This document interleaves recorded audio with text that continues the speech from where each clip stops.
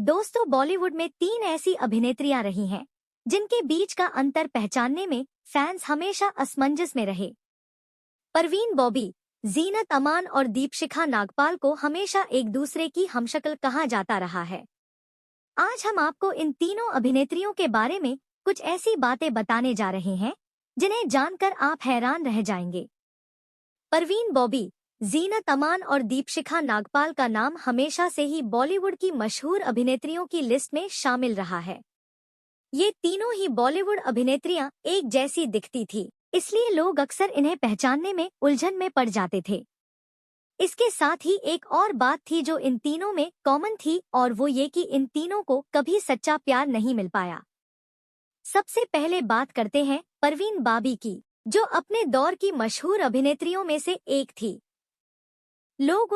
दरअसल परवीन बॉबी की तरह दिखने वाली 2 और एक्ट्रेस हैं जिनका नाम जीनत अमान और दीपशिखा। 70 से 80 के दशक में लोग हमेशा परवीन और जीनत को लेकर धोखा खा जाया करते थे, क्योंकि उस दौर में इन दोनों की फिल्मों में एक्टिव थी और दोनों के चेहरे एक दूसरे से काफी मिलते थे।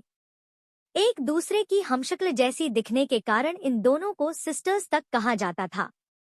एक बार खुद जीनत ने परवीन बॉबी की बर्थ एनिवर्सरी पर उन्हें याद करते हुए एक इंस्टाग्राम पोस्ट किया था, जिसमें उन्होंने एक थ्रोबैक फोटो शेयर की थी।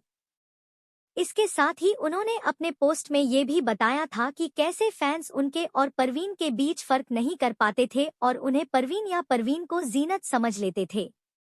जीनत के अलावा एक्ट्रेस दीपशिखा को भी हमेशा से परवीन बॉबी के हमशक्ल के रूप में देखा गया। हालांकि दीपशिखा जीनत और परवीन के बहुत बाद फिल्मों में कदम रखा था, क्योंकि दीपशिखा दोनों से उम्र में काफी छोटी है, इसलिए उनका डेब्यू भी काफी लेट से ही फिल्मों में हुआ।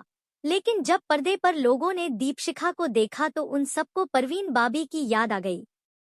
आपको ये जानकर काफी हैरानी होगी कि परवीन, जीनत और दीपशिखा की एक और बात आपस में काफी मेल खाती थी, और ये कि इन तीनों की जिंदगी में प्यार ने दस्तक तो दी, लेकिन जिंदगी भर ये तीन प्यार को तरसती रहीं।